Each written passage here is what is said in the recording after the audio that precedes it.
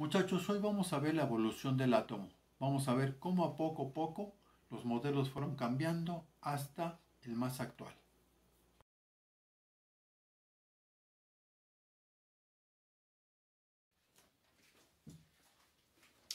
Bien, muchachos, ahora vamos a ver la evolución del modelo atómico. ¿Qué quiere decir esto? Vamos a estar viendo el cómo este modelo atómico, que por cierto, hasta la fecha no se han visto, nadie ha visto un átomo, lo que es en sí un átomo. Estos modelos son como representaciones, vamos a decirlo, de lo que puede ser un átomo. Pero no es una representación común y corriente, no son representaciones nada más hacia el azar. Son representaciones que se han llevado a investigación, han llevado muchos estudios para que estos modelos hayan sido escogidos como los más, supuestamente, los más cercanos a lo que son o lo que es un átomo. Pero bueno, esta historia del átomo, todo comenzó más o menos en el año 400 antes de Cristo. En el año 400 antes de Cristo.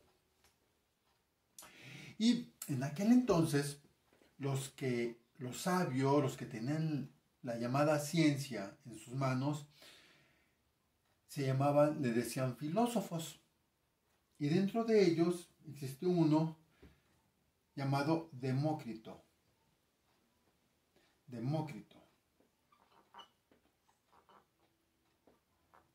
Demócrito, dentro de sus investigaciones, claro, en esa época,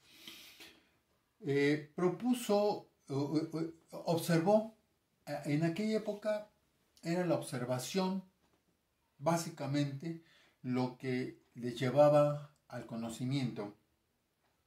Y él observó varios materiales. Y esos materiales pues los iba haciendo pequeños y veía que al final pues nada más tenían una pequeña partícula. Y él observó que esas partículas había un momento dado que por más que les pegaba, por más que las golpeaba, por más que las quería cortar, quería separar, las quería moler, ya no podía. Y entonces eso generó su teoría y de ahí el nombre. Demócrito dijo que esas partículas pequeñas que eran indestructibles e indivisibles, repito, eran indestructibles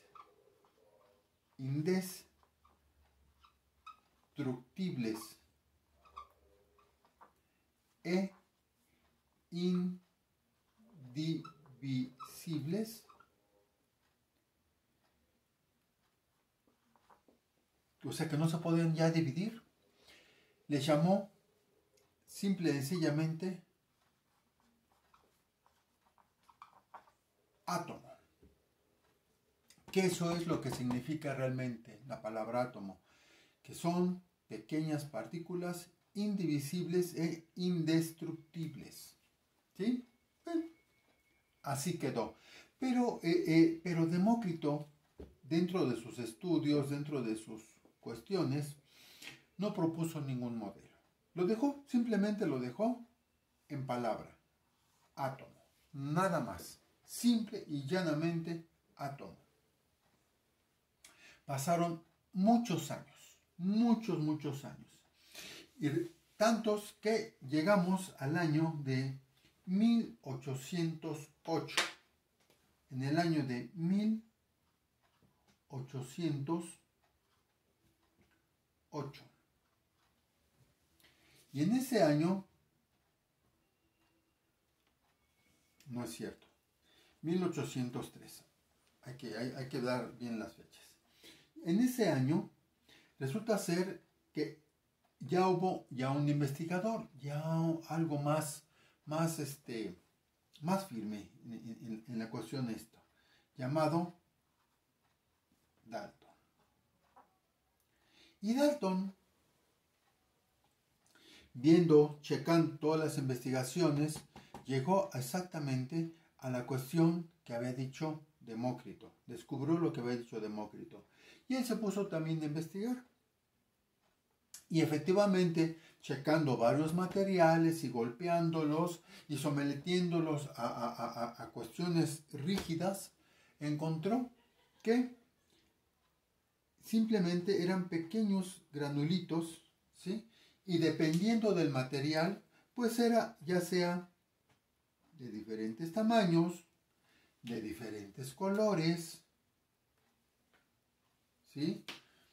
Y pues observó, ¿sí?, que cada material tenía diferente forma, diferente tamaño de partícula. Entonces dijo, bueno, esa partícula pequeña que solamente es como un granito, como un puntito, ¿sí? Para mí eso es lo que quiso decir Demócrito. Para mí eso es el átomo, que efectivamente es indestructible e indivisible. Y entonces, en total, finalmente, Dalton dijo, mi modelo atómico propuesto, simple y sencillamente, va a ser así, redondito. Esto para mí es el átomo y es indivisible e indestructible. Fue el primero, ¿sí?, que propuso un modelo. Y ahí quedó. Y pasaron bastantes años más. Y llegamos al año de 1904. 1904. Donde J. Thomson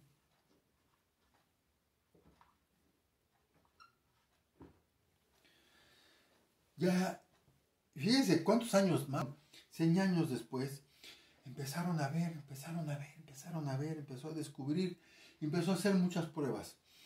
Y dentro de sus pruebas hizo una muy interesante, pero muy interesante. Fíjense que vio lo siguiente. Él hizo una prueba en la cual, ¿sí?, observó que había unas partículas en las cuales pues había ciertas cargas en las cuales pues observó que un átomo no nada más era una partícula así redonda sin forma, sino su modelo fue el siguiente. Él propuso que era un modelo, sí, efectivamente redondo, y todo él iba a tener una carga positiva. Y tenía a su vez cargas negativas, pequeñas partículas negativas incrustadas en su cuerpo, en su superficie, vamos a decirlo. Y él, en este caso, las partículas positivas, efectivamente, las llamó protón, y las negativas las llamó electrón.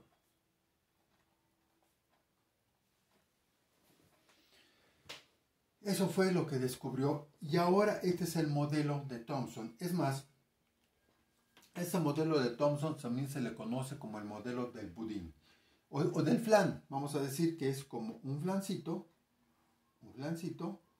¿sí? Es un flancito, el cual pues representa toda la carga esta positiva, y las cargas negativas o electrones los considera como si fueran unas pasitas que tenía el flan. Así lo concibió, ¿sí? Y así fue el que propuso esta situación y propuso lo del modelo del budín precisamente para que se asimilara más lo que él quería, lo que él había descubierto en aquel entonces. Pasaron unos años más, aproximadamente unos 7 años más, ya no fue mucho, y llegamos a el año de 1911.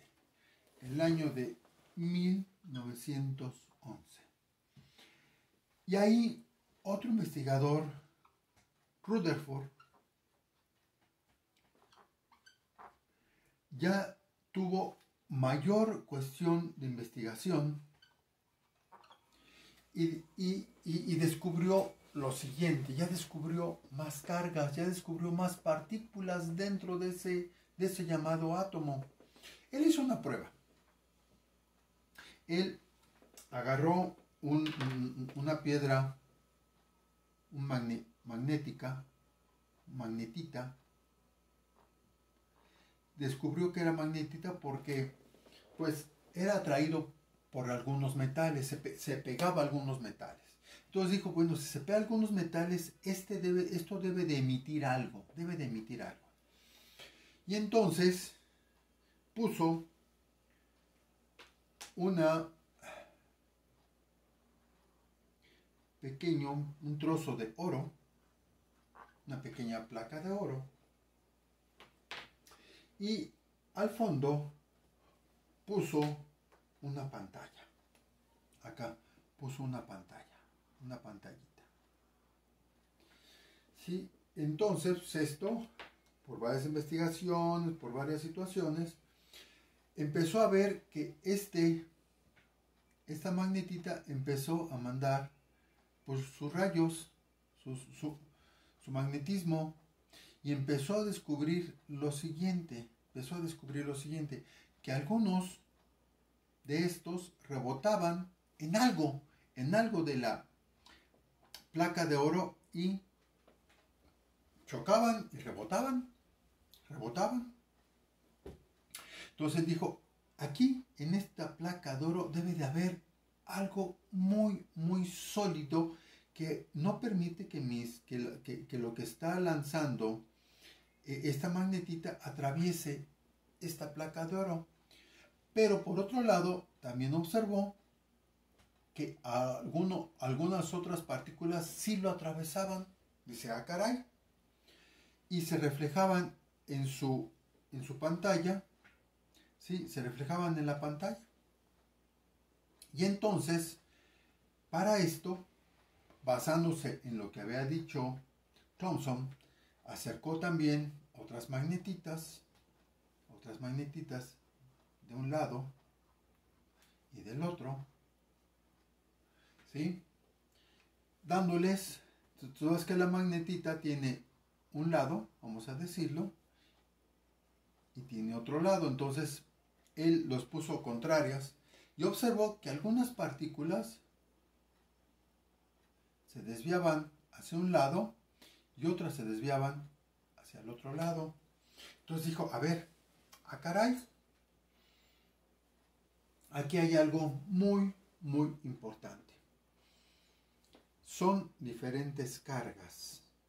Sí, él lo que conocía en aquel entonces nada más eran los protones y los electrones. Entonces dice, bueno, ¿por qué algunos se van hacia un lado y por qué otros se van hacia el otro lado? ¿Por qué no todos se van hacia el mismo lado? ¿Qué es lo que está sucediendo? Entonces él llegó a una conclusión. Su conclusión a la cual llega es la siguiente. Dice, bueno, esto está chocando en una parte muy sólida y entonces quiere decir que aquí en medio va a haber algo en lo cual pega. ¿Sí? Y este debe de tener algo aquí al centro. Entonces él determina que efectivamente aquí al centro debe de haber cargas positivas, pero debe de haber algo más. Y entonces él determina que aquí debe de haber unas cargas neutras. ¿Sí? y determina que lo que también está, que los huecos por donde atraviesan las demás son algunos huecos que dejan. ¿Por qué los dejan? Porque seguramente los llamados electrones están alrededor, ¿verdad? Pues girando, bailoteando alrededor de esa parte sólida, muy resistente. A esta parte sólida le llamó núcleo. Y las investigaciones lo llevaron a que aquí dentro del núcleo había lo que llamamos el protón, que le dio carga positiva, y había el neutrón, que le dio una carga neutra, justamente por eso le llamó así neutrón, y que alrededor estaban bailoteando lo que llamamos los electrones, el electrón.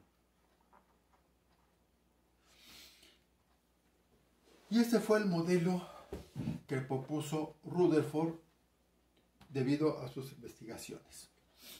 Si ven, ustedes es un modelo pues bastante todavía sin forma, ¿no? Como que no tiene una forma así bonita, vamos a decirlo. Un alumno de él,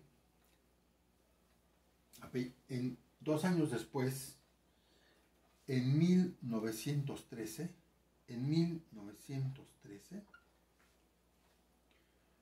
apellidado Bohr, Niels Bohr. Este Niels Bohr, pues resulta ser que él era alumno de Rutherford y él, siguiendo las investigaciones de su maestro, llegó a una conclusión más bonita, vamos a decirlo. Y le dijo, no, ¿sabes qué, maestro? Lo que sucede que si nosotros observamos nuestro espacio sideral, ¿sí?, debe de tener una forma y todo debe de ser, pues, imitación de nuestro espacio, ¿sí?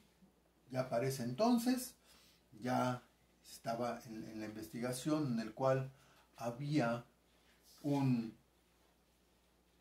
centro que era el Sol y ya habían visto que los planetas estaban alrededor de él. Entonces él supuso, dice, bueno, mi modelo va a ser el siguiente, siguiendo el modelo de nuestro cosmos.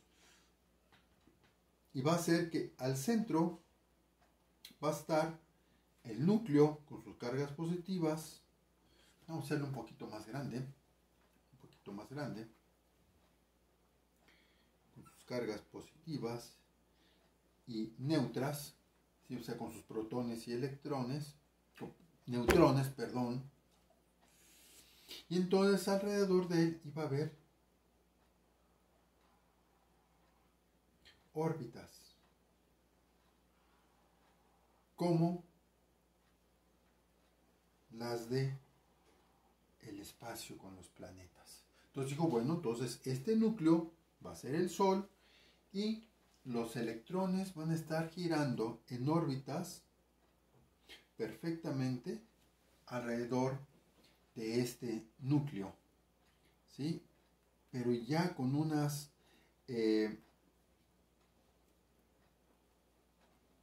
formas ya más definidas, ¿sí? Y a esto le llamó niveles. Y él, en esta situación, propuso algunos detalles. Como él dijo que los electrones van a estar en orbitales definidos siempre, a menos de que haya otra fuerza y los altere. A ese estado le llamó estado basal. Le llamó el estado basal. ¿Sí? También dijo que estos electrones, cuando se acerca otra carga, pueden ser atraídos y pueden brincar, pueden desordenar y pueden brincar a otra órbita. ¿Sí? Pueden brincar, y entonces a esto le llamó estado excitado. Y además, otra de las cosas que dijo Bohr es de que cada uno de los elementos iba a tener un modelo específico, una cantidad de orbitales específicos que van a ser únicos en cada uno de ellos. ¿Sí? Aunque la verdad, el modelo que realmente propuso, único que propuso, fue el del hidrógeno. El del hidrógeno con un solo electrón. Pero bueno, esto nos lleva a que su modelo fuese que era el del sistema solar. Pasando 3 años más, los investigadores hasta la fecha no han parado, pero en aquel entonces estaban muy metidos en ver esta situación del átomo. Y otro de los investigadores, en 1916, Sommerfeld,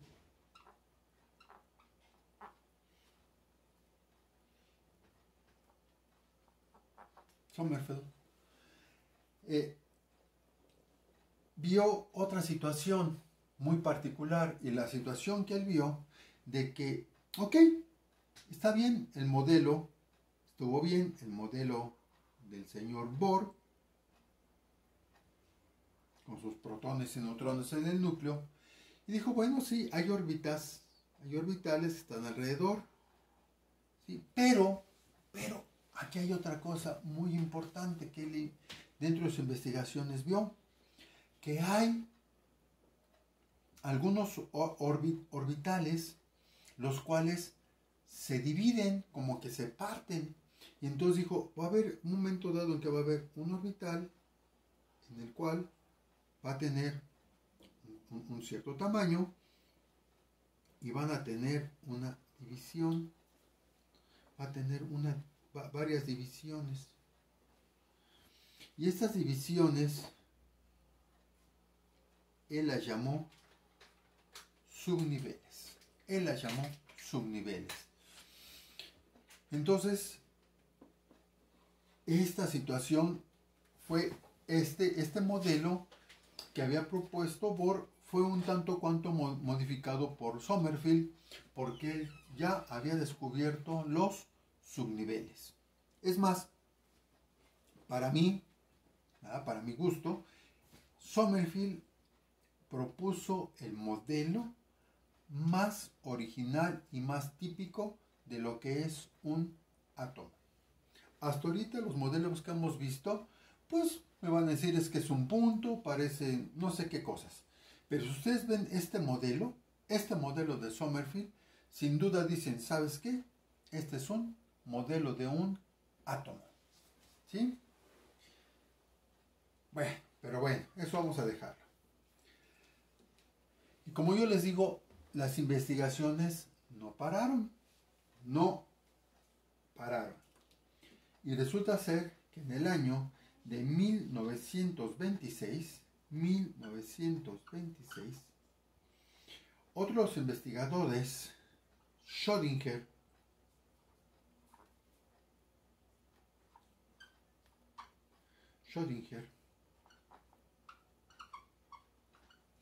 él hizo una investigación exageradamente precisa y exageradamente exhausta.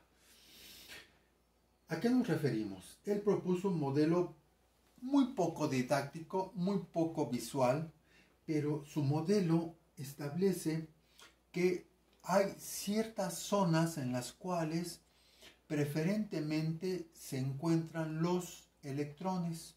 Sabemos que Pues una de las zonas en las cuales va a haber los electrones se llaman orbitales. Pero hay en algunos momentos en los cuales los electrones se cargan un poquito más hacia eso, hacia esas zonas. Entonces dijo, bueno, tenemos nuestro núcleo. Si se dan cuenta, todos coinciden en el núcleo con protones y neutrones. Y aquí va a haber orbitales, efectivamente. Y en estos orbitales al mismo tiempo va a haber ciertas zonas en las cuales se va a cargar en un momento dado de más electrones. Estas pequeñas zonas, ¿sí?, son en las cuales en un momento dado va a haber más posibilidad, más cargadas de energía. ¿Sí? Es un modelo sumamente exacto de lo que él propone Schrödinger. Es más, él es el creador de la teoría cuántica. Él fue el creador de la teoría cuántica. Esta teoría cuántica más adelante la vamos a ver. Es la teoría que realmente nos va a dar forma de los modelos atómicos. La forma más actual. Hasta la fecha, fíjense, hasta la fecha de lo que dijo Schrödinger. Realmente un investigador muy, muy grande dentro de lo que es el átomo. Pero no tardó mucho tiempo y en el año de 1928,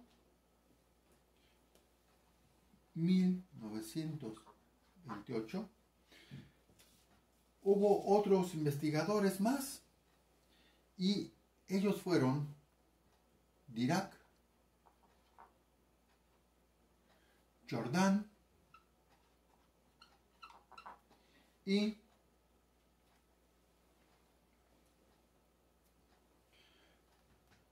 otro que se apellidaba Born.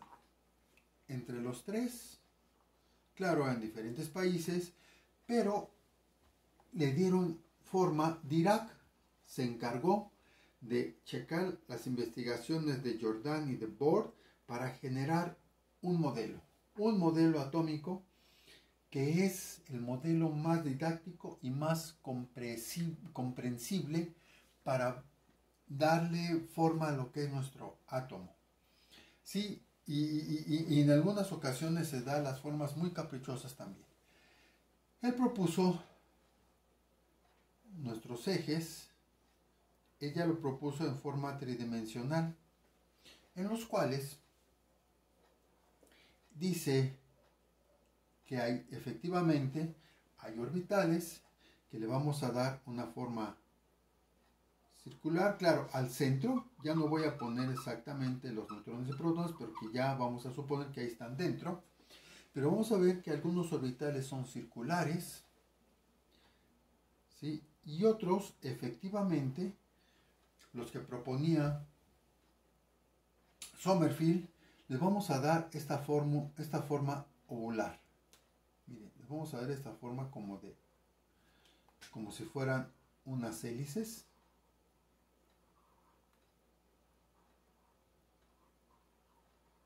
¿Sí?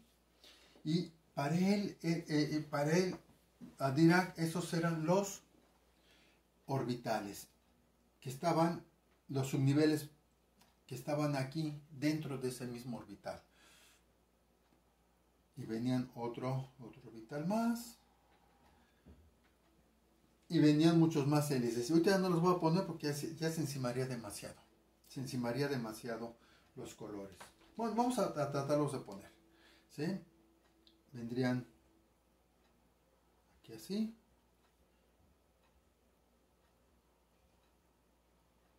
Aquí así.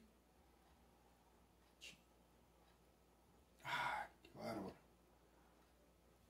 Por ahí me salió algo chueco. Vendrían aquí así. Vendrían siendo varios como ochos en el centro. ¿Sí? En realidad estos también son orbitales que están redonditos, ¿sí? Pero los vemos como si los hubiéramos visto así de ladito y se ve, hagan de cuenta como que si fuera un disco o una tortilla y él los presenta así como de lado. Pero en realidad si nosotros los vemos desde el punto de vista, los vemos desde arriba, también se verían circulares. ¿Sí? Y este es el modelo más actual y más didáctico dentro de la química. ¿Sí? Es el modelo más didáctico dentro de la química para el cual pues vamos a estarnos refiriendo muchas veces más. ¿Sí? Nuestro próximo video efectivamente va a tratar de las partículas, de todas esas partículas, de cuáles son las características de las partículas, y después vamos a estar checando la teoría cuántica justamente de Schrödinger, que es la que nos va a dar forma y nos vamos a estar haciendo estructuras de todos los elementos de la tabla periódica. De todos, puede ser de todos los elementos de la tabla periódica. ¿Sí? Bueno, entonces esperemos que haya quedado claro y bueno, nos seguiremos viendo en el próximo video. ¿Sale?